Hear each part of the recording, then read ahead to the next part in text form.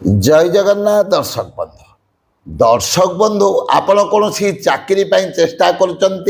जदि बारंबार विफल होती कौन इंटरव्यू देवाई जाऊँगी जदि बारंबार असफल होती इंटरव्यू रे सफलता लाभ करना दीर्घ दिन है कौन चाकरी पाऊना ताहले गोटे दिव्य प्रतिकार कहूँ करतु ताहले कौन करेंगे मंगलवार नचेत शनिवार दिन 3टी दुब 3टी तुलसी पत्र किछि चीनी एवं खंडिए लाल रंगर कपड़ा एवं गोटे भल गाई घरे दीपटी नहीं वीर बजरंग बाली मंदिर को जातु एवं मंदिर रे बसी से ही लाल कपड़ा उपरे 3टी दुब